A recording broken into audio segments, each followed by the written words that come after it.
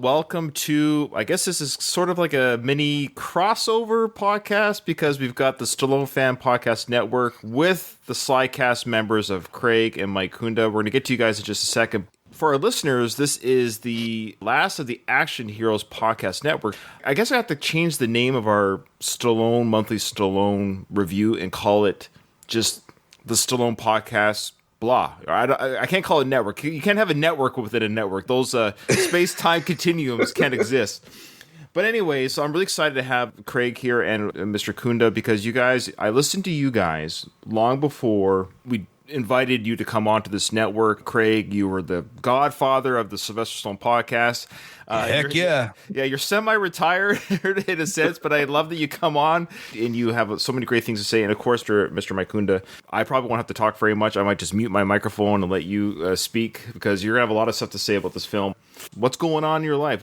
This is kind of interesting because we'll be talking about the movie Daylight today, as you just mentioned. And that reminds me of something Craig and I had done back in 1994. We ran a terrorist hypothetical in the tunnel. If you shut the fans down, everybody's going to be dead before you get down there to the survivors. So we have to keep those fans running. Now, what have I been up to since then? I've been doing the Yo Philly Rocky film tours. That's been getting back up and running since COVID. We're doing okay now. We're not back to exactly where we are, probably about 50%, but I'm still meeting people from around the country, and I'm just really excited for international travel to open, as I'm sure many other businesses are. So staying alive, doing some house projects, and I am excited to talk Daylight today. I saw you, might have been on Instagram the other day. You were out front of the location where Mighty Mix, the exterior, was. Sure. And you said that area is sort of being gentrified, like a lot of the sections of Philadelphia that Rocky took place are. You seemed optimistic that the facade of Mickey's is going to remain intact. Is that true? I was, until after I posted that video, and two people from the area told me that there are rumors that the gym's going to come down and that it is going to be, in fact, some type of a Walgreens or a Rite Aid or something. Yeah. Rumors right now. I have no proof of this. It's pretty remarkable, Mike. We're 45 years removed from Rocky. I guess this coming November will be 45 years. Mm-hmm. It's amazing how much of those locations remain intact. I know we lost the tropical fish store, but it's still remarkable. I mean, I guess if you look at Rocky V, which is 30 years at this point, there's still locations from that. You mentioned last Slycast that the fence, they finally replaced the fence at Junior's school. It is pretty remarkable. Like, I mean, Las Vegas has no desire to embrace the past. I mean, we have we have the Neon Museum that sort of salvages stuff after it's torn down. Vegas is all about offering new experiences. So like there's no reverence for history here. 2011 and compared to a picture of the Strip in 2021, it's going to look very different. It's cool that so much of that Rocky history remains. And I'd even think, Mike, that after stuff is modified or whatever, those locations are still there.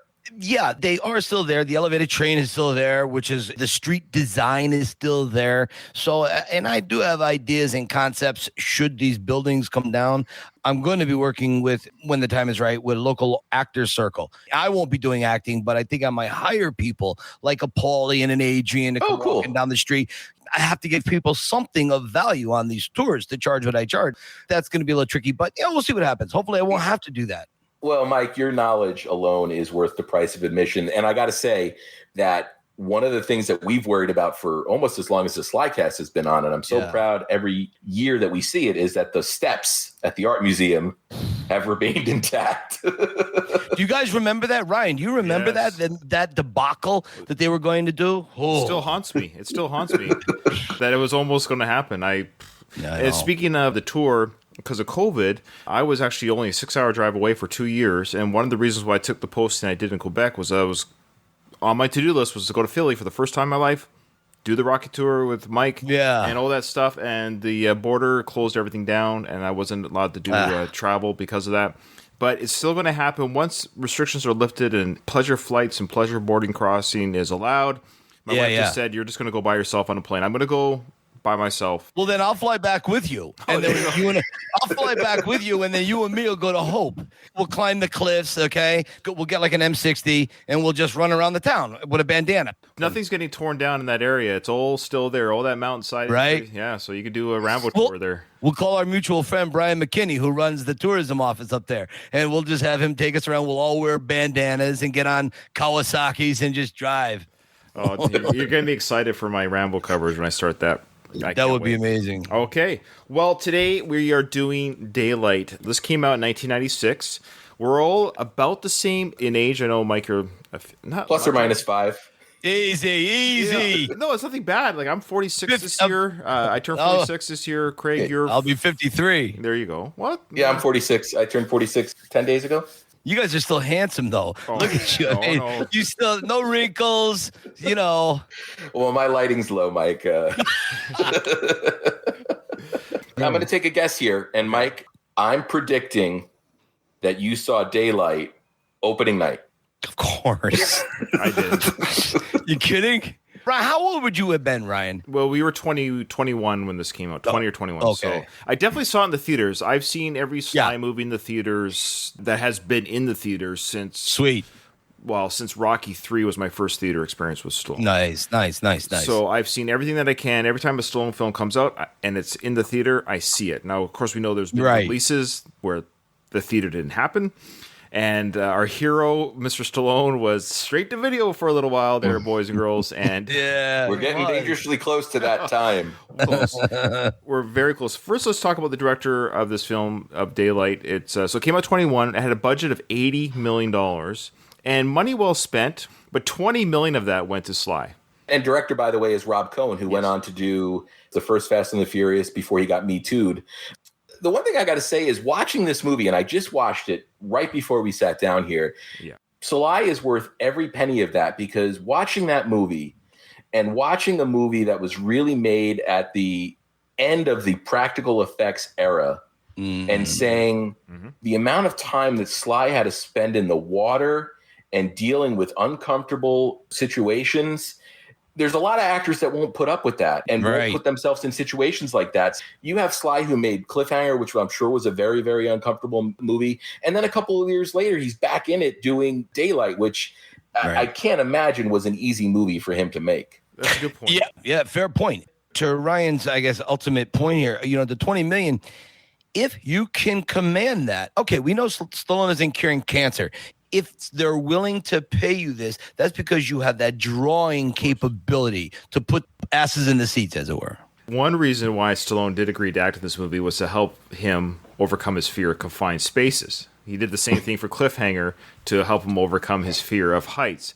I only wish that Stallone would accept the script to help overcome his fear of good writing. There you go. He also has a fear of podcasts. Yeah. So maybe if he gets over, there you go, right? He'll come on and do something with you. So the film was $60 million towards making the film. It was paying the directors, the cast, and everything. They did a great job with the miniature models, the special effects for ILM. They came in and helped out. They had blue screen. So this was that weird time between practical effects mixed with new special effects were new. CGI wasn't quite there, but it was sort of there. We're only 3 years away from The Matrix. But it actually works in Daylight's favor, because if you watch like CGI movies from 2003 to 2005, ones that just relied on the computer and not on practical effects, they age much more poorly than this film has aged, because it used practical effects. It actually holds up better. My one practical effect argument here is watch the scene with the rats. And if this movie was made today, you'd have 85 million effing rats scurrying around, not moving like rats move. This movie, you saw those rats, you saw the actors responding to those rats, and you felt it. I agree. It never, ever gets better than the actual real on-set acting. I'm not a fan of computer graphics. Yes, they have their place. The cantina scene in Star Wars is far greater than anything that came in any other Star Wars movies after with Ewan McGregor or whatever. My favorite special effect in Daylight was the rolling flame when it first starts, that ball of flame that takes everything out. You see that, and then go watch, what Expendables is it, where they take Wesley Snipes? Third. Three. Okay. So yeah, I've only seen that twice. When the little, I know. I think it might be the only sci film I've seen more than you. Really? Expendables 3? Well, once with the podcast, I think I've probably seen it 3 times. Honestly, 3 times for sure. Well, the only thing I remember about that sticks out is when they land the little helicopter and then Stallone clicks the button and the helicopter explodes, the fake flames that came around that. And I thought, you couldn't blow up a helicopter? It's the Expendables. It's old school action, guys. I mean, I love Sly and everything. It's what he does. But that scene with the realness, you could just tell. So whatever they did in the daylight was brilliant to me. I was going to throw a disclaimer right here. The reason why I have to throw this overall statement about this film is because it's going to leak into everything I talk about regarding the film. When it comes to disaster flicks, I don't like these movies. It doesn't matter if it's Schwarzenegger, Stallone, Christian Bale. I don't care who's acting in this film. Why not, though? Why? 2 types of movies I don't really enjoy. Disaster movies and beast movies. King Kong Godzilla, you don't like that? Or Jurassic Park is a great example of... Okay, I have to go. Goodbye. This bullshit. Jurassic Park's amazing. What are you talking about? It's boring. I don't You're boring. Well, probably. But nobody's paying to see me.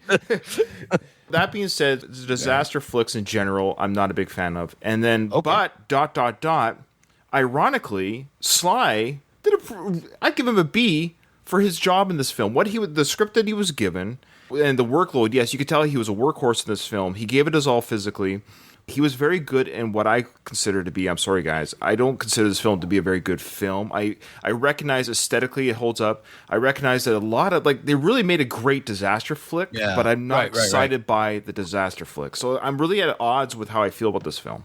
Sure. They were working from a template. Like, this was really like the 1970s. I think Irwin Allen was the guy that made the Tower Airport 77, right? All the airport movies, Earthquake, Poseidon Adventure, Earthquake. And this I love movie, this stuff. Yeah. And it sets it up where you get introduced to each character, and it's so weird to watch. But it all leads right to them all ending up in that tunnel there. And the one thing I got to say is, and Mike, I'm not sure if you have any insight here, there's got to be like a 4-hour cut of this movie, right? Sage gets his cell phone speech, and that's about it. And then Sage's background guy. Yeah. I was surprised how little Sage was in this film. And he actually auditioned for this film. He wasn't given officially he auditioned, and officially he got the role because he auditioned. But what happened was they were looking for juvenile correction kids or whatever. I watched an interview with Rob Cohen here, and it did not age well, this interview, because he was basically saying we wanted ethnic. He actually referred to them as ethnic kids, and he wanted to say black kids is what he wanted to say. He said ethnic kids, but it sounded even worse. But he goes, but we can't have all ethnic kids. We have to have a white kid. And so Stallone apparently says, hey, I've got a son who likes to act. Why don't you have him audition? So he officially auditioned, but I wonder how much of it was like, we better hire this kid. I mean, the star of the movie. I don't care how bad Sage does, but I wonder if they said, okay, you did, you got the role. I got to say, you've got probably, 6 years between filming Rocky V and Daylight. You say what you want about his performance in Rocky V. Child actors always have a hard time. Sage has his moments in Rocky V, but I got to say, and I already mentioned the one big scene he has in this movie, but that cell phone scene where he's on the bus explaining to the guy about how he's doing crime smarter. So what'd they get you for, man? They got me for stealing. What you up in for, cheating on your expense account? No, I sell cellular phones with clone numbers. So how much you get from the register? I don't know, 100, 200. Yeah, you use a gun? No, I use my looks. Of course I use a gun. What you think? Well, listen, I sell 5 to 10 phones a week for $500 a piece. I don't use a gun. Can you multiply? I ain't stupid, man. I know my math, all right? If you so smart, why are you up in here? Well, I guess I shouldn't have bought that BMW for cash, huh? It was a really, really good scene. It made me sad because obviously Sage isn't with us anymore, but also that he had a real gift and he had a talent. In his case, I don't think talent skipped a generation when it came to the acting ability that him and his father both have. Sage Stallone was not the problem with Rocky V. Okay? He did fine in that movie. Actually, he did fine. I think he did really well. Yeah. I agree. He did. And Sage was phenomenal with older schlocky horror movies and so on. That's really what he loved. But yeah, no, Grindhouse Releasing. Yeah. Exactly. Now, good points. So good points. Can't mention Sage without mentioning the time that I was in a hotel gift shop at a horror convention, and Sage was there, and I watched Sage buy a big cup, a single Reese's Big Cup, which I'm sure his dad would be irate if he saw it happening. Oh, probably. I don't think he lets his daughters eat food. Okay. Sage was 20 years old when this film was made, because he's actually our age. Me, Craig and I, he's our age. Okay. Yeah, if he was still alive today, of course. Rest in peace. So Sage was 20 in this film. They didn't say his age, and I think we're led to believe they were juvenile, but he, asking for Ashley's phone number there, she was playing a 14-year-old. So I don't know if we were led to believe this, because Sage looked 20. He didn't look like he was 15. Everybody on that bus looked like they were old enough to go to general population prison. They were convicts, so convicts don't follow the rules. I think it was supposed to be a cute little moment where Sage's character was like, hey, if we get out of this, can I call you? Seriously, what do you know? We're from Maryland. Maryland. Maryland's nice. Listen, if we don't die in here, I was wondering if maybe I could give you a call. But this girl's 14. But funny enough, the actress who plays Ashley, Danielle Harris, she's actually the same age. She was 19 in the film. She looks 14, which is weird, but she's actually 19 in the film. The beginning of this movie, where you've got the two guys negotiating about the waste. Thanks for coming, huh? Nice to see you. What time? I don't have that much time. Look, the gates are gonna be open between 11 and midnight, all right? I got my guy on the gate. You go right through, no fuss, no muss. Don't worry about. What are you worrying for? I'm not worried about. Let me worry. I'm not worried, all right? Where's your stuff? Huh? Whoa, that's a lot of toxic waste you got, pal. You got a problem, baby. And I got you got. Now just get it to Jersey and dump it. Dumping the shit's a foot or a wrap. I'm taking all the chances. That's why we pay you. All right, the money. Come on. Where's the money? Yo, the money. Come on. What is this here? What's the tip? This the tip? You deal with the EPA. See what it costs. Just make sure you're there by 11. Did the PA direct that scene? Did they have a script? It felt like those two bozos were improvising. There was no director that cared about how their line reads were. It was atrocious. I can't imagine that Sly watched that and said, You know who that guy was, right? no. The big guy. Give me the money already. Come on, give me the money. Yeah, that's Sylvester Stallone's one of his best friends for life.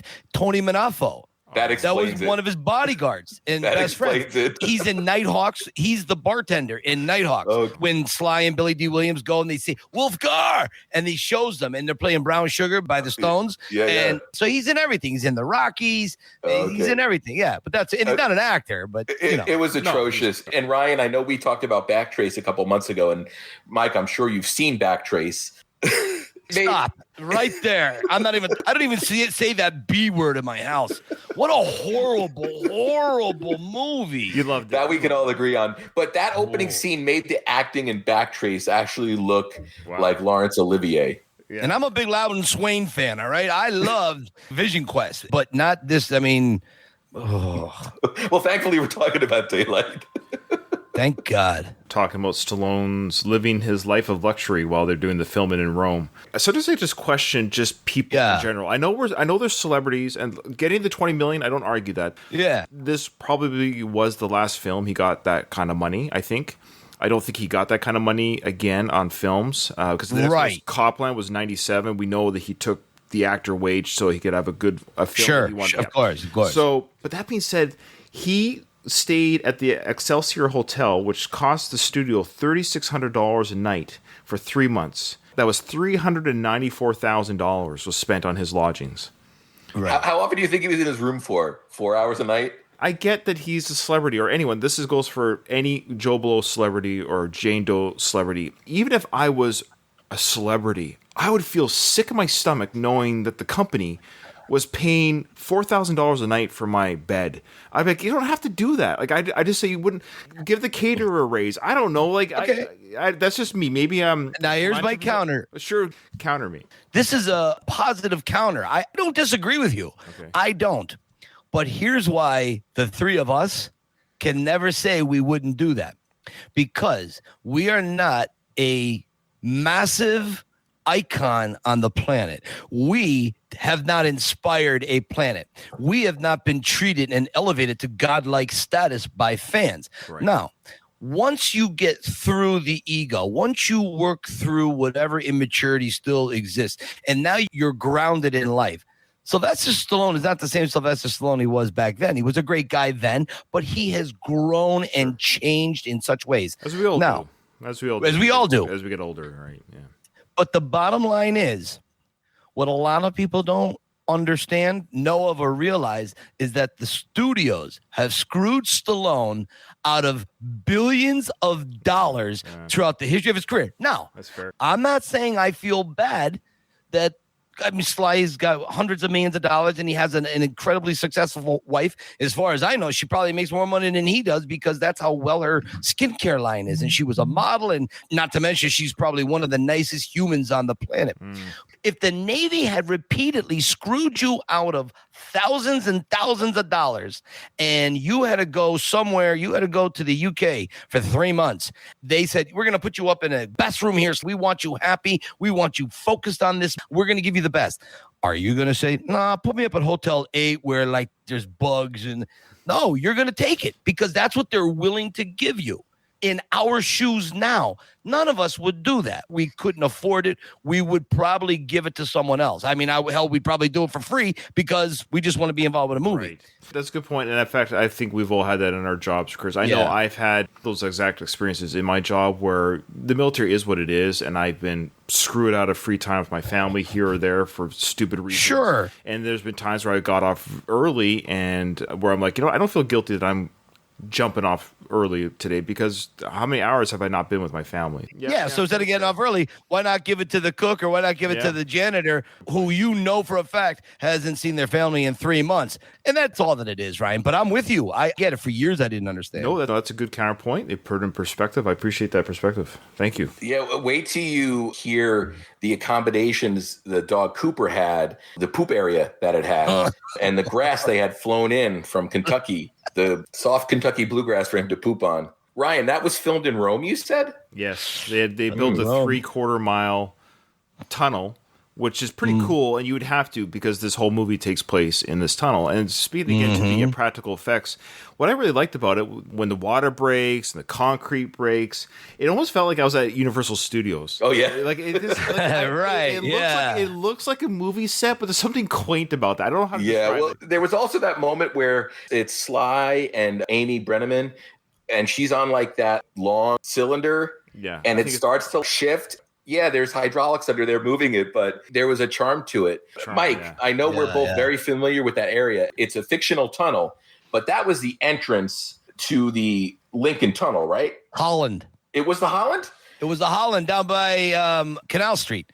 Yeah, okay, wow, because it felt like when they were coming around that bend, the Diamond Thieves, I thought it was the Lincoln, but I guess the entrances to those tunnels are both very, very similar. So Sue and I saw it opening night. It was a Friday night. We went to see it, and then we drove to New York City the following morning, and we went right down to the Holland Tunnel. In an interview, Stallone said it was based off the entrance of the Holland Tunnel. Okay. So we went there, and I took pictures, and it damn near fit the whole look of it. I mean, it really did. Yeah. And Ryan, I know you had your criticism of this movie. No, I haven't started yet, but yeah, go on. Well, one thing that I think is really, really commendable here is the setup. And I mentioned the Diamond Thieves. The fact that they didn't make it a terrorist attack. It was a series of unfortunate events between the toxic waste that was being illegally transported and then these diamond thieves that we don't really get to know too much about. How did these punks get the intel for the diamond transfer? But I really appreciated the fact that they didn't go with the low-hanging fruit idea of having it be, some brown people blowing up the tunnel. Yeah. I don't know if that was not to give people ideas, but I like the fact that it was an accident. I know that the Diamond Thieves are responsible for it, but it made it a lot less blameless. It was a true series of unfortunate events. That's what disaster films are. They're blameless. I mean, you get mad at Mother Nature, get mad at the circumstances beyond everyone's control, other than the fact that these...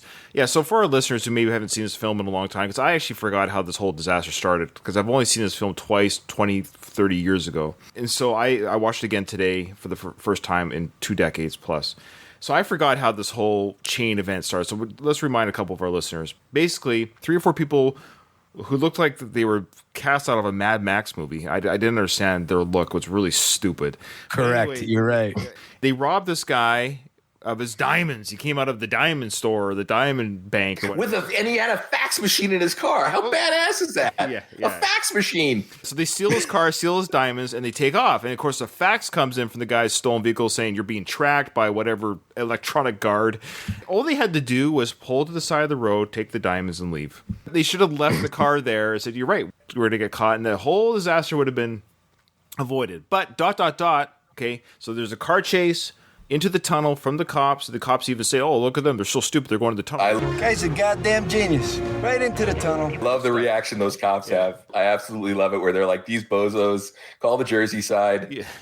Yeah, so all of our cast of characters, of course, in this film that survived the explosion. I got so much to say because... You forget about the nuclear waste. Yes, there's nuclear... The car basically catapults into this nuclear waste, which apparently is just one car crash away from a nuclear explosion. What are they carrying? It's illegal. Yeah, but it's illegal. They're not supposed to be there. Well, what is it? The bridge. What is it in these rubber barrels? It's just rubber barrels, like water containers. What are they holding? It's so explosive. The same. It's nuclear waste, and that's all you need to know. Oh, come on. You know, it's like that time I asked Sly, we were talking, and I said to him, Sly, what happened with Rocky's kid when he goes Rocky 4, Rocky 5, he's older? He takes a puff of his cigar, blows the smoke in the air, and he leans in, and he's got the Rocky hat on. This is during Creed 2. He's got the Rocky hat and leans into me, and he goes, "You're thinking too deeply. Just enjoy the movie." It doesn't matter, right? Yeah. I mean, how does the Millennium Falcon fly? What's hyperspace? It doesn't matter. Well, if it doesn't matter, then I'm done with this review because... No. One thing sometimes I think it's Hollywood's inability to do research, but Mike, we've both driven through tunnels going in and out of New York. Yeah. You keep your windows up. If your air's on, I even turned my air off. Oh, yeah. And the scene where the girl is out of the sunroof videotaping, she's like, I'm in the tunnel. Obviously, you've never driven through the Holland Tunnel before because it's disgusting. It would not happen. That's one of those things where I shook my head and I'm like, did anybody drive through the tunnel? Just drive through it and you'd see. I know. You're right. You're right. And I'm trying to figure out the physics. So the physics are the explosion happens mid-tunnel-ish, 2/3 of the way through. Yeah, that's pretty good. Yep. And both entrances and exits collapse. So they're stuck. They can't go in one way. They can't leave the other way. So traffic can't come in and traffic can't come out. Right. But at the same time, this explosion... Well, Ryan, there's a separate entrance and exit. There's a left side and there's a right side. Right. Yeah. Okay. Yeah. Okay, I see what you're saying. So... It was just an entrance way. So one of the two got closed and not both sides. Well, there's a way to go out. So, I mean. So the entrance and the exit of the. So the one way. The one way. Okay. Right. So one way traffic. That's right. Okay. There you go. Okay. Let me go back. So when the explosion happened and the chaos, which was pretty cool to watch, ripped through the tunnel, it killed everyone but those people. It didn't even dawn on me until the end. Like, oh, the only survivors we have are these... mishmash of characters that we saw before the disaster. We see them in their place of work. Right. We see them leaving their house. So we get a little bit of a backstory of these, kind of like you would on an episode of Lost. You get the backstory of these characters, and they're all in this disaster together. And it didn't dawn on me, oh, we have quite the casualty count. It was never really said we have 10 survivors, but we have 150 to 200 deaths. It was never really quite said. And I think had they said somewhere, someone just said, holy crap, everyone is dead but us. Nobody says that. Nobody just says for 1 second. No, Dipper says it. What did he say? Dipper goes, everybody's dead. Dipper, sorry. Rocky gets his revenge on Dipper, leaves him to die in the water, taking his locker. Remember when... I don't remember. Not Roy Nord. Stallone talks to him, and he says to Stan Shaw's character, George, he says, did you go down there? He goes, yeah, I just went down there. There's nothing down there. Everyone's dead. And they couldn't go towards the Manhattan end because it was going to flood first. So they had to go past the flooding because they had to go to the Jersey side because the Jersey side is higher than the Manhattan side. They knew everybody was already dead. I guess George went through. Okay, so he did say the words "everyone's dead." I guess it would have been better had they just written to the fact like, I can't believe we survived. Something to the effect of like, because we survived when everyone else has died, we've really got to get our heads together. Everyone needs to get through this together. Now, they did band together. One of the things I hate in disaster films, in this film in particular, is everyone is angry and yelling. And I know you're under stress, you can digress. My mom always said, when you're under stress, you can digress. So they're under stress. And what was cool was Stallone's character, he was calm and cool the whole time. He never got angry. He really kept his cool. And I really liked that character choice, that he was calm, that he was the expert. And people were throwing crap at him all the time. It was like, your last mission, whatever, you're a disgraced EMT guy, and now you're a cab driver. Is that a Ryan Stone reference that he's a cab driver? Are we led to believe he's... I think it was more of a derogatory thing. Yeah. You're the cab driver? A cab driver, yeah. I always wonder, how do cab drivers feel about that demotion? Like, this guy used to be saving lives, now he's just a stupid old cab driver. Anyway. And you're glossing over one of the greatest names in sly character history. Kit Latora. Come on. I love how his name is named after the things that he carries. I carry my Kit. We should, again, say for the listeners, so Stallone's character, Kit... He used to be whatever they were called, emergency services or whatever it was, 2 years previous, and they were doing a real saving thing, and one of the crew's brothers got killed on a decision that he made. Nick Tortelli's brother got killed. And so he got fired, or he left out of disgrace? How'd you get fired? Okay. Long story, I wouldn't worry about it. She said she read you got people killed. She's right. She mentioned it was a building collapse in the South Bronx. No, she's... Mentioned we were the first ones on the scene. No. And then some of the guys said, forget it. They're probably dead anyway. I read the part where I said that we were going in. I mentioned that I was wrong. Jay gas main blew on the way out. 3 men died. My friend's brother was one of them. She mentioned the press, the inquiry, the funerals. Well, you're a writer. You can fill out the rest, can't you? I'm confused. Is it his fault? He was fired, right? Somebody's got to take. Always got to take the fall. Somebody's got to take the fall. There was a court case. The actor, he played Nick Tortelli on Cheers, Carla's husband. Yes. Yeah, Dan Day, that's it. Yeah. He didn't tell the full truth on the stand, and it became very personal because it was his brother, like Ryan said, that got killed by accident. And Stallone took the fall, and now he's a cab driver. That's what I want to say. So it wasn't really anything he truly did. He was kind of he was thrown under the bus. He was in charge. Okay. All right. So he took the hit. He's cab driving. He's got the skills. So this place, this tunnel, has a team big enough to run CTU for 24. What's going on here? Is that a real thing? Do these tunnels have that kind of crew inside of some sort of command center? Yeah, and now, especially since 9/11, it's gotten even bigger. But don't forget, there's a lot of tunnels in New York, and there's the bridges. Yes, we saw the cameras that were still working only in the one tunnel, and there was a bunch of monitors. But this is a command center in New York City that they have. So this is watching all the tunnels. Everything. They're watching everything. Okay, command post, yeah. To me, it was just, this was the command center for this one tunnel. It didn't even occur to me this was a command center for CCTV for all of that area. I don't know what it cost in '96 when Mike and his wife went to go see it, but when I left Jersey and moved out here to Vegas, I think the toll to get into the Lincoln Tunnel and the Holland Tunnel from the Jersey end was $16, I believe, when I left. I don't know what it is now. It was $6 when we went. It was like $6.50 or something. It's like 20-some bucks now to get in. You're better off taking the train. I know. Because then you got to deal with parking, too, when you get in the city. Okay, so they're trapped. The survivors we've got Viggo Mortensen playing Roy Nord. There's got to be more to that character because he was useless. They set him up as this billionaire entrepreneur, and there's really no payoff for his character. His character basically shows that you can't go up the way that he wanted to go up. He was going to spelunk his way up or whatever. There's got to be deleted scenes with the Viggo Mortensen character because there's no reason for him. I took him as, if to put it in today's terms, as if TikTok was back then, Roy Nord would have been an influencer.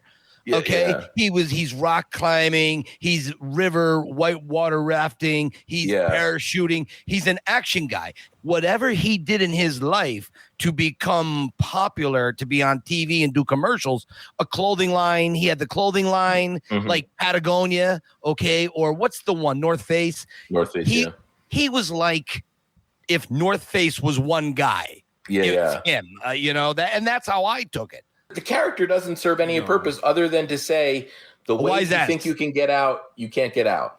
Yeah, his character. I remember his character being a jerk. My brain in the past, and watch him now. I was like, no, he's just a confident hotshot who runs a company. Like we're just saying, he runs an extreme sports company. He's in these videos and what have you. He's the face of the company, and he does the things that he advertises. But I love how in his car, he has all of his repelling equipment ready to go, like almost like a superhero costume. He's able to pull out his. He was traveling. Remember, they were going. Him and Jono, his assistant, they were going to the airport, Teterboro, I think. They were going. So they had their stuff ready for this. They had their stuff because they were going spelunking or whatever the hell it was. Yeah. What I'm confused about is his mission. Everyone did gather around him because they recognized him as a celebrity. Oh, it's a celebrity, so we trust him. So the survivors, and they're like, he's an expert in climbing and survival. So he has that confidence too. He's like, I'll find a way out of here. But what I was confused about, had that area not collapsed, where was he going? I'm confused as to where he knew that he. That was the Mid-River Passageway, and you saw Mid-River. If you paid attention in the opening scenes, I don't mean you, Ryan. I mean the royal you. Yeah, no, I wasn't picking on you. If you pay attention, there's an aerial shot early on before the disaster happens, and we see the road leading into the tunnel. Then we have the river, and then the Jersey side. Okay, you can see halfway in the river, there's a tunnel there. There's a structure built out in the water. And if you can see this, you can see that very similar structure. If you go to the Jersey side in Newark, you can see what the Mid-River would look like for the Holland Tunnel. You can't miss it. It's there. So it's a real place where they go. I think it has something to do with the exhaust fans and an emergency exit of that nature. Yeah. This is why I was so confused about the layout of the command center, because now that I'm thinking of it, Sly's character walks right into the command center from outside the disaster because his cab stops just before the explosion. So that's why he inserts himself into the survivors on his own. He's in a walking distance of the command center. So this command center that watches all of New York, New Jersey, whatever, just so happens to be next to the tunnel. Sure. Okay. New York real estate's a prime commodity, here, Ryan. I hear what you're saying logically, but I think as a viewer, we're led to believe this command center is like near the. You literally have the tunnel system. As Stanshaw's character takes his coffee break in that command center. Like, this is what it feels like. It feels like this is like. Right. So, Ryan, you would have preferred a scene where Sly gets out of his cab, catches the bus. His need to go to the command center didn't have to happen. He could have done everything. He didn't have to go to the command center. But how was he going to tell everyone that in 1994 he ran a terrorist hypothetical and that if they shut the fans down, everyone's going to be dead before you get to all the survivors? You can't do it. Now, who the hell are you? We met a couple of years ago. I did a terrorist hypothetical here in '94.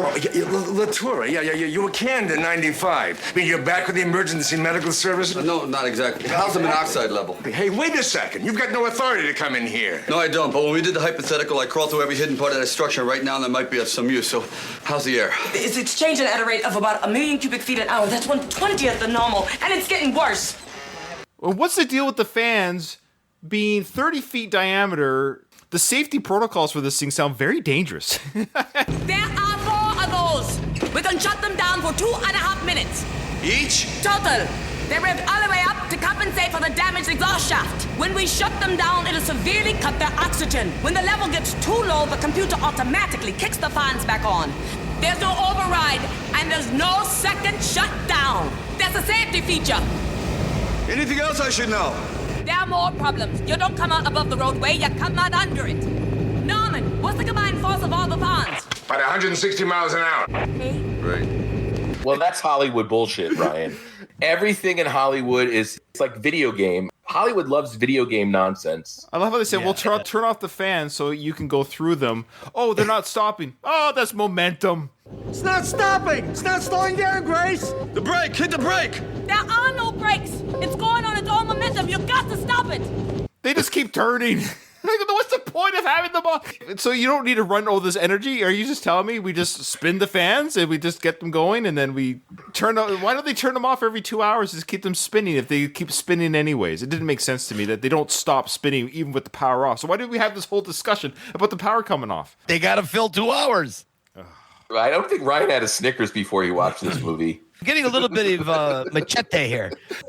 Well, this is the problem I have with disaster films is it's the same thing. The group of characters, the dynamics they have. Some people start off with friction, and then they mend their ways by the end, and then people die, and usually it's the jerks that die. Maybe one person, like the Stanshaw character, will die, the one that we feel bad about. We know that they're going to get out of it. No disaster film just ends with them, unless you watch, what's that one, Ravenous or whatever, the one where they eat each other, the one on the airplane in the Alps. That's the one disaster film I like, because they ate each other. Good. You're dead, and you're eating each other. Cloverfield kind of has that bumming end. But I kind of like those. Cloverfield is actually one that I kind of enjoy because it wasn't a happy ending. Like, oh, people died and the creature kind of won. I kind of enjoyed that because that's the surprise. But in this film, what? Amy Brennan's character and Stallone walk out? We're led to believe they might hook up at later? No. It's not exciting to watch people run in water and jump away from a fireball. And again, I feel like I'm watching the Universal Studios Indiana Jones play out on the screen. See, I normally get on board with your criticisms here, but I think your bias is really, really showing here. I told you that was my umbrella. Yeah. And I recognize that it's a well-done film. It really is. It's actually filmed well. It's actually edited well. The score's pretty good. The people that were acting, I think if I was a director, I would have told them, tone down your grief. Oh. Yeah. They were crying every time somebody died that they've known for 10 minutes. Half the people I know right now, I'm not going to cry when they die, let alone 5 minutes ago. 2 character moments stood out as over the top, and Rob Cohen really should have reeled them in. The one is where Amy Brenneman thinks they're going to get left behind, and she's freaking the F out.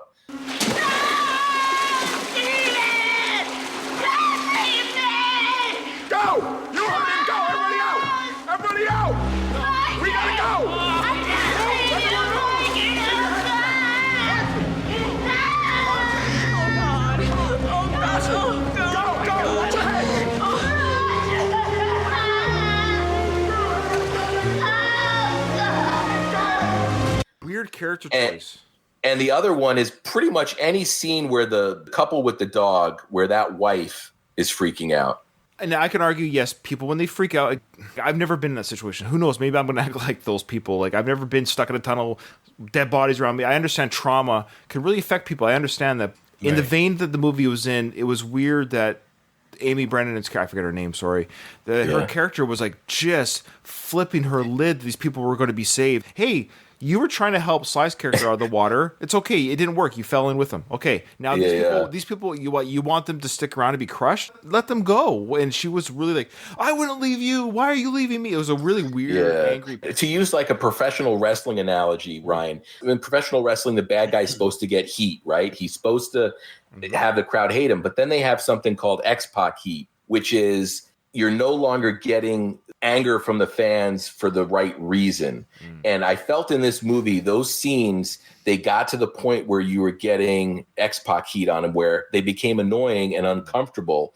The Amy Brenneman thing, I almost turned the volume down. I was like, I'm going to wait till she's done freaking out because it really was uncomfortable.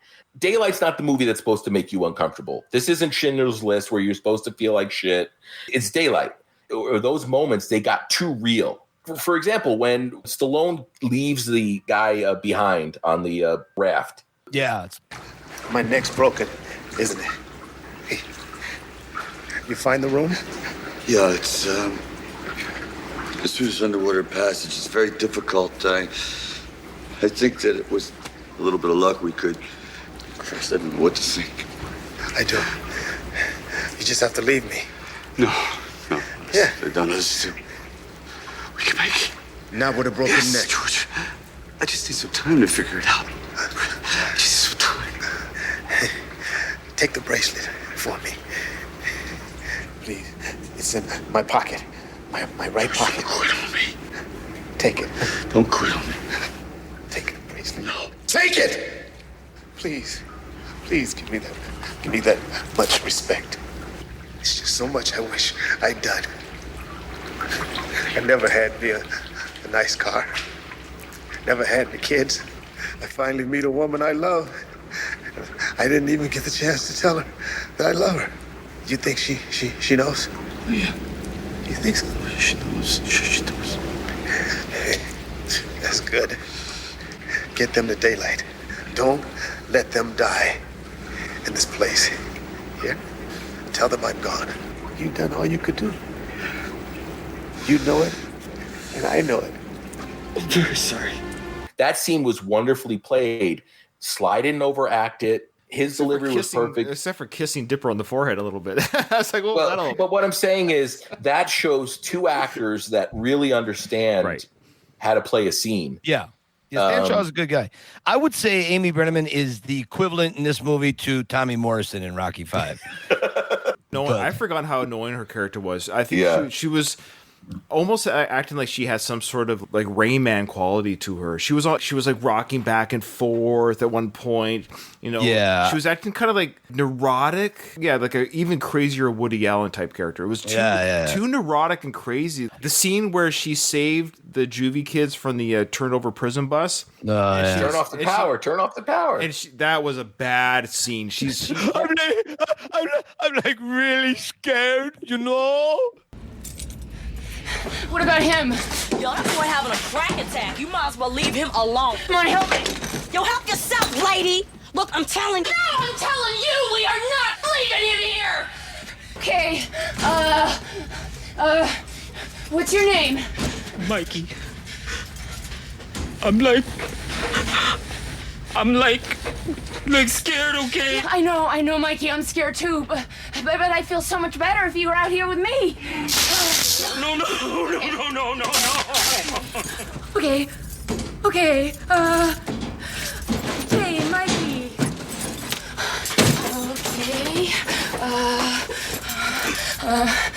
Hey, Mikey, you think we're pretty? Yeah, so? So? Wouldn't you rather be out there with a couple pretty girls than in here trapped by yourself? Okay. Oh, shit. Hey, yo, Mikey! We are all scared! Now get your crack-sucking skinny ass out that window! Now! Okay.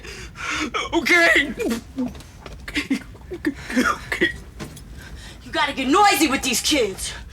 Hey, you, Mikey, you think I'm pretty, right? Yeah, I guess. Wouldn't you rather be outside with me and a bunch of pretty girls than in here in this bus? Yeah, I don't know.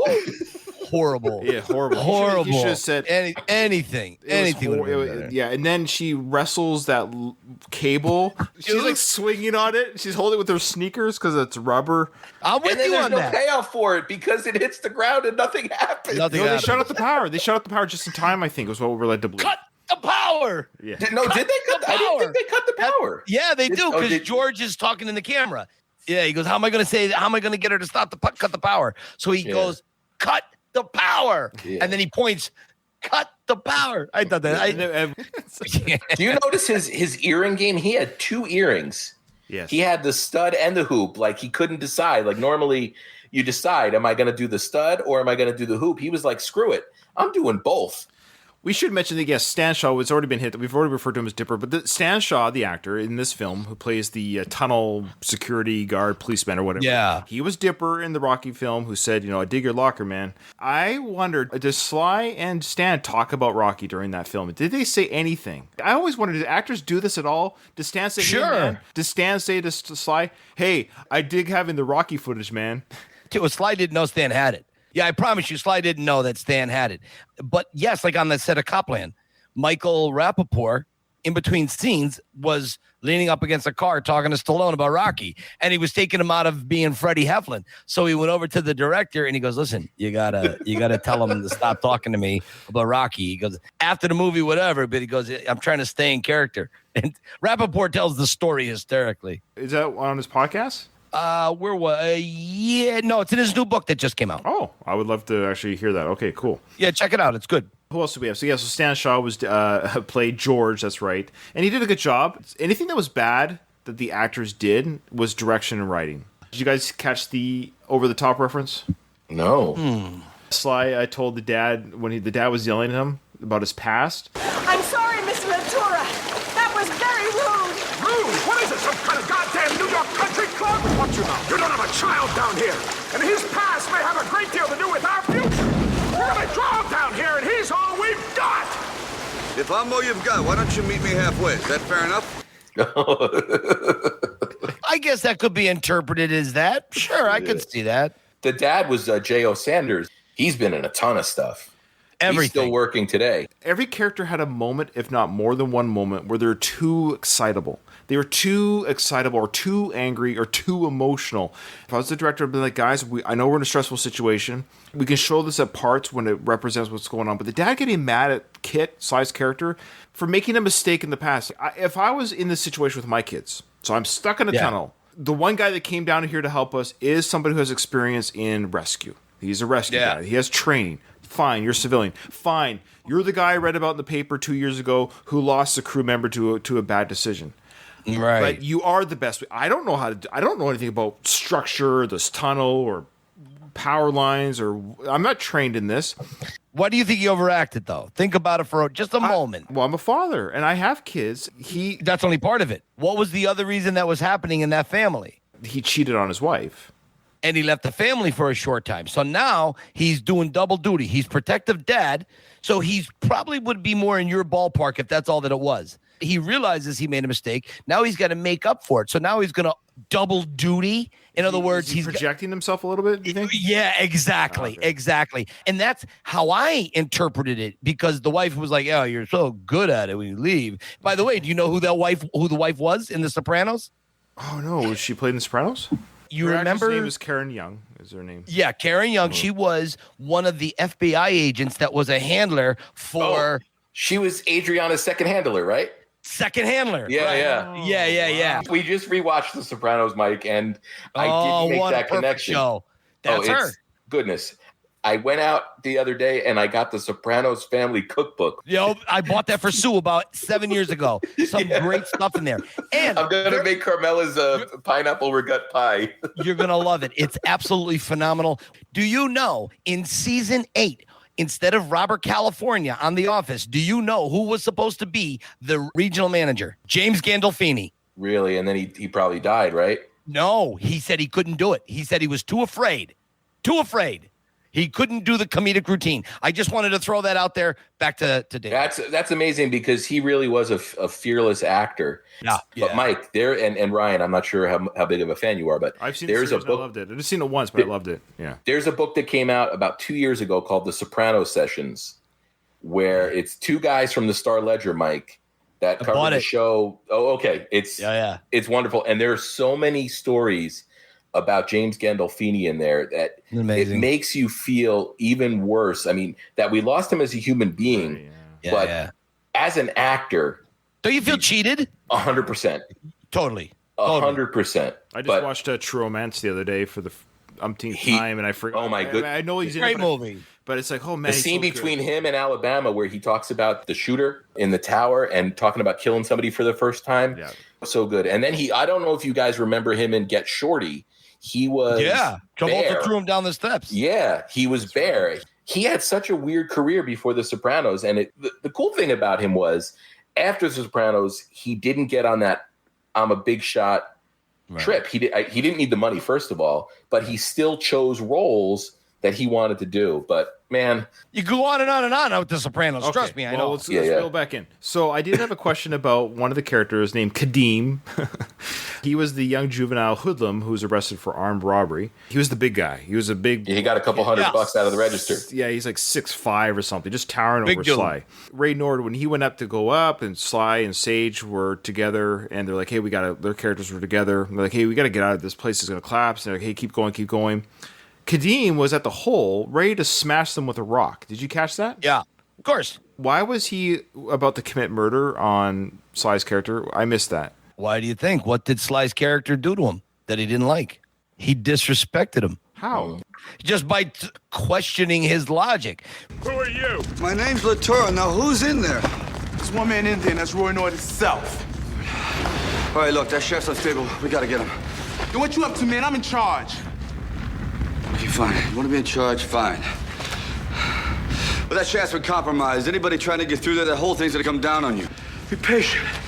A little bit longer, okay? And just trust me, okay?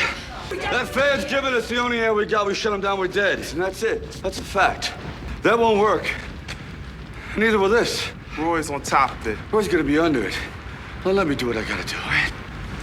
Roy Nord himself is in there. He can't go in there. We got to get him out. He's going to get hurt. He goes, no, Roy Nord told me not to let anybody in there. He goes, you can't go in there. And he goes, all right, fine. You don't want me to go in there? Fine, we won't go in there. And then Dipper comes over because he starts getting rough, puts him in a choke lock, and then Stallone just hightails it in. He got away from him. And as a punk, he was like, how dare you question my authority as no one? And that's what it's all it was. Can you imagine if that crime had been allowed in an alternate universe? What would the group done? Like, okay, you just smashed this guy's head with a rock. Now what? Yeah, that happens every day here in America. Oh, they just all right. This is just called something else. Okay. And I just found that a really odd. I mean, it was kind of a cool shot when the fire slammed him up against the wall. That was kind of fun.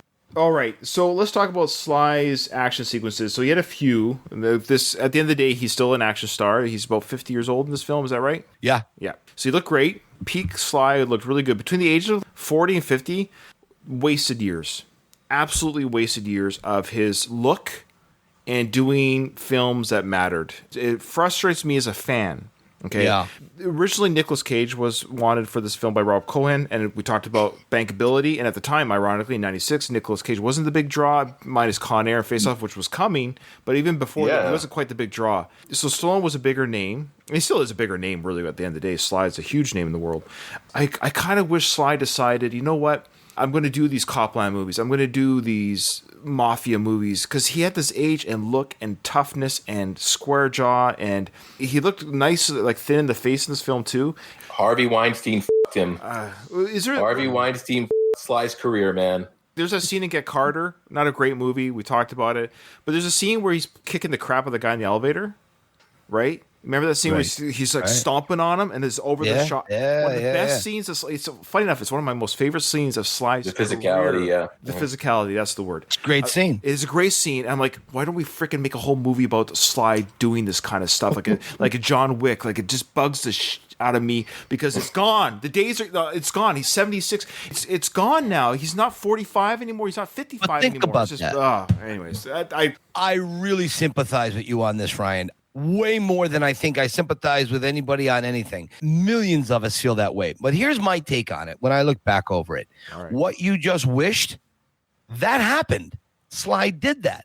He did it with the Rockies and the Rambos. But the problem is everything is cyclical, right? Bell bottoms, disco, everything has a term. Humans, we're only here for an infinitesimally small amount of time. What's the frustrating part of it? Sure it is, because you get a guy who's so good at it. But what happens? Sly did a bunch of Q&As during COVID, which is fascinating. Yes. Most of which I'm proud to say I already knew, but some things I did learn. And one of the things that he said, he really regrets certain things that he said, certain people he had doing things. He wished he did more for himself. He made certain bad choices that led to a lull in his career. Not until Rocky Balboa. I mean, for 6 years, he did absolutely nothing. And in that time, he was trying to get Rocky Balboa made. He was just golfing and spending time with the kids. And it just weighed on him very heavily, which is what brought him to do Rocky Balboa, because he was so disappointed in himself about Rocky 5. So what does he do? Well, he can't be the Uber Rambo 2 guy anymore. Rambo 3, that can't happen. He can't do that. He's beyond that. But what can he do? Well, he can do Rocky Balboa. And Rambo 4, are you kidding me? I think Rambo 4 is one of the greatest action movies of all time. I've never seen any of the John Wick movies. That's just not my type of thing. But I love The Matrix, but hey, whatever. John Rambo, to me, was just as old school as you get. I love it. Rambo 4, for lack of a better word, John Rambo, whatever you want to call it, really ushered in the second great wave of action movies. Yeah. There wouldn't be a John Wick, whatever other action movies we're talking about post 2010 without Rambo, because Sly made it very, very clear from a box office standpoint and from a filmmaking standpoint that you could still make a movie that had that level of intensity. And there were still audiences for it. It kicked the action movie genre in its butt a little bit and said, hey, you don't have to make this watered down PG-13 nonsense. You can still make hard hitting action films that people want to see. And one of the things that I want to see through on the podcast, because we've covered 3 Rambo movies already. We have one more that I want to cover. I'd rather not talk about Last Blood for various reasons. But Mike, we need to have a discussion, and I'd love for Ryan to be a part of it. I'd love for everybody to be a part of it. But we need to talk about Rambo because that movie. It is. And in coming back to Ryan's point, Ryan, you're not wrong. There were wasted years there. But I don't know that it was necessarily Sly's choice. I just think things. And Mike, you probably are more privy to shit like this than I am. But I really think that the key to Sly's career post 96 is tied to Harvey Weinstein and didn't Sly have like a 3-picture deal with Miramax for Copland? Yes. And he never got to make those other 2 movies. Right. Yep. So something happened there. Are we talking off camera? Because I have it's frustrating because in 97 he did Copland, well received, great critical review, not the big box office draw, but those type of films aren't. It was just a great film that Sly was in, showing his, showcasing his talent with big actors. And then it's Get Carter. 3 years later, I don't care about ants. It's just voice work in 98. And then it's Driven. Then it's Detox. Then it's Avenging Angela. I'm like, what are we doing here? I love those movies, except Driven. I hated Driven. But the rest of them, like Get Carter is one of my favorite movies. And Sly's not very happy with Get Carter. But I love Get Carter. Well, you know the funny thing about we covered Get Carter for the monthly show we do, Mike.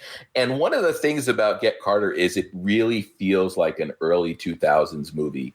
It's got that look and the filmmaking techniques behind it. Yep. I'd love to see a Sly cut of Get Carter, man, where Sly goes in and cuts that with his. Well, that's the problem. That's what I'm getting at. I guess there was the Get Carter review, the 2000 film Get Carter, when he's 55 years old or whatever, that got me upset because I realized how many years between that and how many years afterwards he's at that manly stage of his life. That manly, he's not the kid anymore, but he's not old. I mean, like, I don't he's care mature enough to be believable. I don't care how much you do to yourself, Sly, and I love you, but you're 75 years old. That's okay. I hope to make it to 75. I hope to be in half the health you are. But the point is that golden age of men age, the Unforgivens, and I guess you just got actors, and thankfully, and I love these guys like Christian Bale and Leonardo DiCaprio, and I know they're A-list actors, or even Tom Hanks, different genres, but they keep producing something in these manly ages, and we're Sly's like, something happened where there was this weird 10-year bubble where we barely got content, and the content we got wasn't very good, and it was during that time. It's just like we're just never back in time. But it's subjective. What you think isn't very good, I thoroughly enjoy. I've watched ICU about 20 times. I love it. Avenging Angelo. I adore that movie. And it's a horrible movie, but I adore it. I'm very guilty of it. And in all fairness, I do think Mike made an excellent point here that we sacrificed those years to get Balboa, because I think Mike made a very excellent point here that Balboa would not have happened. It would not be the movie it was had Sly's career gone the exact way it went. Yeah. And him having those unresolved feelings about Rocky V. Yeah, I understand that. And he needed a paycheck, Ryan. Right? He's a Hollywood star. He's got beautiful homes, cars. He's got a family. Talking. But that's okay. Yeah. This is therapy. You didn't know this. Actually, Craig called me just before the show, and he said he wanted to help you through this. So what I'm going to do, I'm going to get my pipe and smoking jacket, and we're going to have you lay on a couch. This is fanboy. I understand. He's created Rocky. He's created Rambo. He's even given us the Expendables. I mean, these incredible franchises where we just have fun, and I'm so grateful for the entertainment. I've dedicated 5 years of podcasting to his creations, so he's had a huge effect on you. Yeah, absolutely. Yeah. But the selfish fanboy, whether it's a band, it doesn't matter who it is. Like, I can name bands that I love who've wasted their years and talent. Like, what are you guys doing? Why don't we just make music together? Why is it so hard? Ryan, and not to throw gasoline on your fire here, because I don't want to do that, but I mean, just look at all the unmade projects. And there's some passion projects out there that Sly still hasn't made. Imagine his Poe movie. If he was able to actually play Edgar Allan Poe, which nobody directs it. Can't happen now. But I mean, that was a movie he wanted to make for years. Yeah. He wrote that script around Rocky, didn't he? Before Rocky. And also remember, guys, the best the writers could come up with was Escape Plan for Arnold and Sly. Are you telling me in the 80s they couldn't come up with a skit for Sly and Arnold? Arnold even confirmed this. He said Sly and I were willing to waive our fees. We would take points on the back end. We wanted to. He goes. There was just horrible scripts. They were the worst. So the writing wasn't there at that time. And it's there now, right? And now they're older, Yeah. and so now they got to be a little. But more you know what the careful. problem is? Any idea that you need, put the three of us right now in a room with some Mountain Dew and some Doritos. Lock the door on Friday, open it on Sunday. We're going to have a kick-ass idea. Yeah, and I agree. It's frustrating that Hollywood gets in its own way so many times. And, Ego. And just It does. It does. But then you have a movie where watch Daylight and you sit back. Even then, I knew Daylight wasn't going to be an Oscar-winning movie with Oscar-winning performances. I don't expect that from Sly. I just sat back and I said, let me just enjoy it for what it was. Like Rambo 5. All right, we'll talk about that another time. But Rambo 5, I got really annoyed through most of the movie. And I'm sitting there with my brother, who is as big a Rambo fan as I am Rocky. And he goes, Mike, it's 2019, and we have another Rambo movie. Yeah. Just who cares if it's stupid? And I'm actually that way. And I will say that my criticisms on this podcast regarding it's more of to avoid a vacuum, because I don't want to say I love this movie. This movie's fine. Yeah, there's I understand that, and I love Sly. Fair point. And I see everything that he does, and I enjoy everything he does. I enjoyed watching Daylight. Here's the thing: I enjoyed watching Daylight, but I have a lot to say about it. As a film, it's kind of one of those. We've done this before. I think this falls into the victory category. Yeah.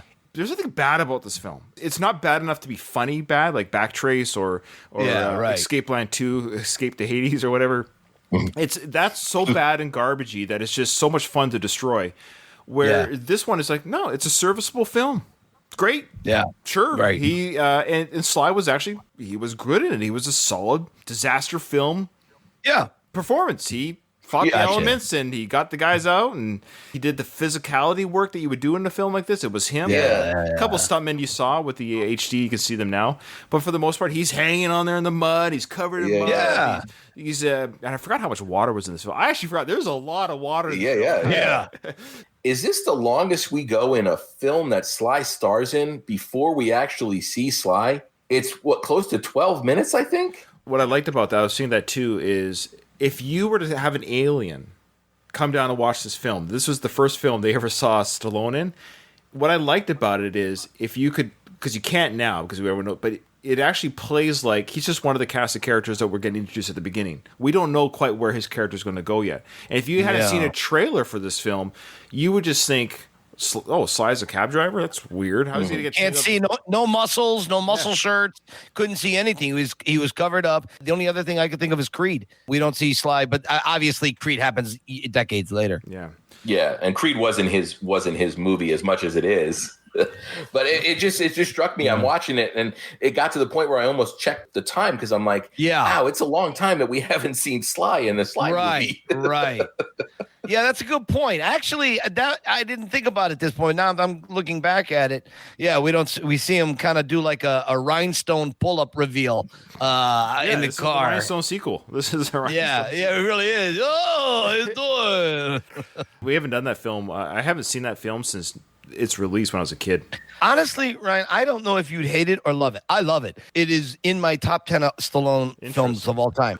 Ryan, you sort of talk about the movies that Sly didn't make in his prime years, and I think Rhinestone is another perfect example of a fork in the road in Sly's career where it would have been really interesting to see him go down that road had Rhinestone been a bigger success or if he had enjoyed the experience more. I've always loved the experimental side of Sly's career, and Rhinestone is 100%. In retrospect, it feels experimental, but at the time you can see, hey, I'm going to work with Dolly Parton here. I'm going to do comedy. It is really his first attempt at legit comedy. Yeah. I don't think it felt as experimental in the 80s when it came out, but looking back at it, it's really commendable because, and I always hate drawing comparisons between Sly and Arnold. Arnold didn't go down that lane for quite a few years, and Sly jumped in that lane a lot sooner. I've always said Sly's a better actor. He's a better creator than Arnold. Arnold's a great guy. I actually like Arnold, and I enjoy his films. Arnold is a great screen presence, and with the right role, it's hard to beat the T2 character. You know, him and T2, role of a lifetime. That's his Rocky. Him in True Lies. Like Arnold's such a big physical presence, and he's so charismatic. Even the Expendables films, he overshadows everybody. But you know why I think Schwarzenegger worked in comedy and why like a movie like Twins, as much as you can say the interplay between him and Danny DeVito, but even Kindergarten Cop is, I think, comedies, his accent really worked. Makes him seem more like than it did in it, but he's not. But well, exactly. It's not a tumor, all that kind of stuff. Those lines. It's funny when he says it. That if Arnold, It's funny, when he's got the accent saying it. And I think that was one time where his accent wasn't a liability, if you will. It actually helped those movies, and it helped him make two really, really memorable comedies, which I don't think Sly has two memorable comedies, or at least comedies that are memorable for the right reason. Well, and I said I think Sly has a great sense of humor. He's just not. Yeah, he does. But he's not the greatest comedic actor. Look at the comedic moments in the early Rocky films. Yeah, he writes Rocky. I tell jokes, but I'm a good joke teller. I don't know. Yeah, but see, that's comedy. It's subtle comedy. Yeah, it's good. It's not in your face comedy. It's not in a way, or exactly. Yeah, sure. And that's really, really hard to do. Last scene. Dawned on me watching this. Have we ever seen Sly in a stretcher before? Remind me, what other film was wheelchair? Wheelchair and an operating table. Right? Yeah. Well, in Rocky, yeah. Rocky 2. Rocky 2. So he was in a wheelchair in Rocky 2, but was he in the stretcher, though? Well, in Copland, wasn't he in the stretcher in Copland? I can't remember. No. Yeah, no. Not in Copland. He walks out. I've seen every Sly film. Yeah. And this image of him in the stretcher, my brain was like, whoa, I don't think I've ever seen Sly being rolled out on a stretcher. Yeah. Sure. That's a good point. His characters always kind of get out of like something. You know, he's always there at the end of the film after like Demolition Man or whatever. He's always there. Back pocket that for trivia night, man. Yeah. So last of the Action Hero podcast network trivia night. That definitely has to be. You're right. My wife goes, when we're watching it, and Sue says, they just pulled him out of the river, and his hair is dry, and he's on this, his shirt collar was dry, right? Yeah, it's like, what's going on here? Yeah, Amy was dry too. I guess time had passed, but yeah, sure. Hey, did you notice they gave him the blanket that said Chief? Wasn't that adorable? Yeah, exactly. Okay. Well, see, true love prevails. Yeah. Well, that's all I have to say about this film. See, Mike, it's not 2 hours long. It's not 2 hours long. No, I didn't think it would be. Because it's that weird film again where I don't have much to say about it, like because it's not a dumpster fire, but I'm personally not excited by it. It's a well serviceable film. Yeah. It's a C+ for me. That's fine. And I know it's embarrassing, Ryan, but this is where I want to publicly acknowledge the tremendous gift you have as a host and your ability to steer conversations and keep things on track and keep things nice and tight and concise. It's something that I admire about you so much because I've had a tendency to get very long-winded on these Slycasts. So again, I'm not trying to put you on the spot here or make you embarrassed or anything, but seriously, that is a true gift you have as a host, is your ability to streamline these conversations and keep us on track and keep our thoughts coherent. So I really admire that about you, Ryan, and I really appreciate it. That's very sweet of you. Thank you. We forgot to mention the Razzies. If Doug was here, and Doug, by the way, Mike says hi. He wishes he could be here, but he's what's the matter? You don't like me anymore? Yeah, he doesn't like you. Now we've gone public with it. This is embarrassing. No, he's really upset that he couldn't be here. Doug always gets very upset, and I do too. He's such an easy target. I really think, I actually would like to hear your thoughts, Mike, because we've said it before on our show, but I'd like to hear your thoughts. Why does Sly, there's so many worse actors than him. Why is he such a golden raspberry love child? There's no way is he the worst actor on a film in 96. He was fine in this film. There's nothing wrong with what he did at all. Because heaven forbid they give it to someone that truly deserves to have a Razzie, right? Like they should rename them the Stallones because he's gotten so many of them over the years. It became a thing in and of itself. Let's kind of goof on Sly because he's so good-natured about it. He showed up. Remember when he had the Madonna bra with the propellers and the grenade bra, and he had a whole thing in a tuxedo? It was a whole he embraced it. And he goes, look, you want to goof on me? Come on, I'm goofable. Let's have fun with this. Then it became a thing. Every year Stallone did a movie, he got a Razzie. I don't think he deserved one Razzie, but it's funnier when you give Rambo or Rocky a Razzie than if you give Pauly Shore for Brad. You know what Biodome do? I guess. You expect Pauly Shore to suck and be horrible. Does it bug him at all? I mean, I don't want to speak for him. Do you think, would you speculate? Okay. No. I think it did in the late 70s. I think it bothered him very much because remember, You guys know this. I'm just saying this for anyone listening. Are you going to talk about the Rocky scene where he talks to Adrian about the report? Well, like, I wonder if that, because he wrote that in Rocky where he says, yeah, remember when I said there were, what did he say? Those comments didn't bother me none. Yeah. I said that stuff on TV didn't bother me none. Well, it did. But it did in the 70s, late 70s, because he was a very professional, profound, deep, dramatic actor. When he makes the turn with First Blood in Rocky 3 to become an icon, an action star, no less important and no less the hard work he put into it was amazing. But it just changed his trajectory, I think, in the critics' point of view. So, and that's what critics do. And yes, it did bother him a great deal. But I think years later, especially once he really connected deeply with Jennifer, she was such a profound influence on him.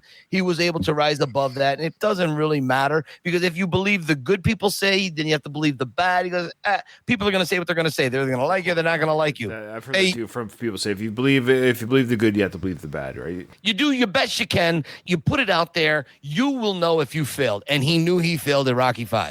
He knew that, even though I don't think Rocky V deserves the hate that it gets, but he knew he did not bring the heat on that movie, which led us, like Craig said, we all say, led us to Rocky Balboa and his comeback. I mean, it was just an amazing comeback. What other Rocky movie could he have made in 1990?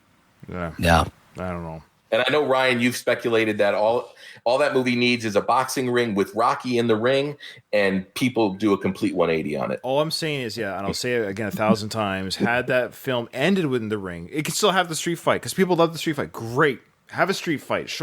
Remember the hood, Rock. Fine. Show that. And then go to the ring, end it, take a 5-minute. He destroys Tommy in one round. Let's be honest. Yeah, but it wasn't just that, though. It wasn't just the ring. I thought the ring was a very small part of it. I felt more John Avildsen. I doubt it. That's Mike Kunda talking, but I'm telling you, the average Rocky fan who would have left that theater in 1990. I was 15 years old when I left that theater, and I admit, as a 15-year-old, because I remember the trailers that came out, they kind of teased that it might be in the ring. They even teased it in the trailer because they knew people like me would be so disappointed. I remember sitting in the movie thinking, okay, there's only 20 minutes left. I don't think they're going to the... I went to that the first time viewing not knowing I was still hopeful my first time. So when I left, I can't believe they didn't finish in the ring. So maybe I'm alone in that, but... I wouldn't say you're alone in it, but the only thing I can say in my justification is why I say it this way. What do I know about Rocky? I just take thousands of people every year on tours, and I ask them these questions, and the response that they give me, and this is from 8 to 80, and they tell me it wasn't that he wasn't boxing in the ring. Yes, some people absolutely preferred him to be in the ring versus the street. I personally like the street because we saw it 4 times in the ring. He was retired. So how's he going to fight if he's retired? He couldn't fight. He couldn't be in the ring. John Avildsen was not on his game. I don't think Sly was. Tommy Morrison, maybe he was a nice guy. He was a good boxer, but he was a horrible choice, I feel, for Tommy Gunn. I don't think Sage was an issue. I thought Sage was one of the better parts of Rocky V. Sage's earring cannot ever be forgiven. That ridiculous, dangly Lawrence Taylor style earring. It was Lawrence Taylor style, right? But I guess ultimately the point is that there was a lot of missteps. And that's just what we saw on the camera. Then there's the behind the scenes with the producers telling them, no, you can't. Don't forget, he wrote the script to kill Rocky off. The movie was being filmed with a complete turn of events. So halfway through the movie, they have a certain tone that they were all acting. And now the producers say, can't kill Rocky. So now, because Sly doesn't own the property, he has to rewrite these scenes. So they're going one way. And again, you guys have seen the directors of the work print. Yeah. The work print. Yeah. In my opinion, the work print is a better version of it. It's not perfect, but it's a better version. And even Sly openly went back and forth talking with me on my post, and he had said that's one movie that there was too many cooks in the kitchen. Sure. That's what he told me. Yeah. Got to say, Mike, behind you there is a one-of-a-kind collectible that I think so many people would just die to have. The black and white painting there, I believe that's a painting you did, right, Mike? Oh, that one? Yes. Yeah, that's my favorite one. I did that a bunch Signed by both Carl Weathers and Sly. I didn't know that. Yeah, Carl Weathers. That's such a crazy moment when that happened. Well, I believe me and you were both in that same line. It was Cherry Hill, right? Yeah, it was Cherry Hill. Monster Mania. But I wasn't in line. Here's the last story I'll say, and then I had to stand in line that day to meet Carl Weathers. I got hired as a door greeter. Me and Ben Franklin, we were greeters there. Okay, I saw you that day, and I didn't even know you. Yeah, crazy, right? So my dad and my agent came with me, my manager. So when we're all done, the owners, the people that were running the Chiller Theater, they come up to me and go, "Hey, Carl is in a room off to his side by himself." He goes, "There's like 500 Rocky fans in there, and there's a line." He goes, "Would you go in and just as Rocky go up to him and just welcome him?" You know, and I go, "Will Carl know?" And he goes, "Don't worry, Carl will be good with it." And I'm like, "Okay." So whatever they were charging, I didn't have to pay. So me and my dad and my manager, we go in, and I brought this painting with me. I had it in the car on the hope. I was going to pay to go see Carl because I wanted this signed painting. I never pay for anyone's signature, but I already had Sly's signature, and I thought, this is my only opportunity. So it's my one rule I broke about paying to get signatures. So I go in and I hand the painting to my father, and Carl's at the front, and all these people, they didn't see me walk in, and there's this long table, and there's like 20 people in line, and Carl's signing. And I just go, "Yo, Apollo, I thought you said there weren't going to be no rematch."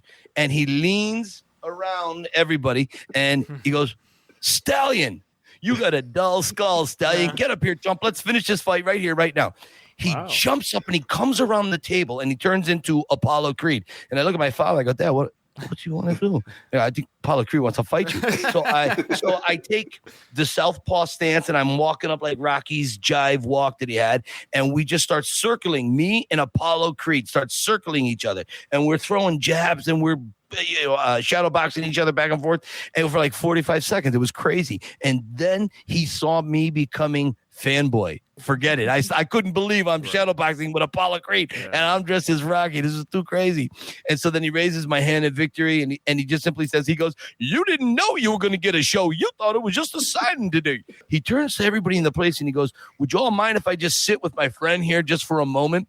And I'm like, "Oh my God, well, what does that mean?" So we go behind the table and I'm sitting with them. Whoa. And the first thing he says to me, he goes, "Does Sly know about you?" I go, yeah, you know, and Sly and I weren't tight back then like we are now. And so he goes, "Man, this is incredible." So I gave him a copy of my book, and I was going to have him sign Apollo Creed, Eye of the Tiger, Carl Weathers. And he goes, "How about we do that?" But I started to stutter because I couldn't believe it was actually going down the way I had hoped it would.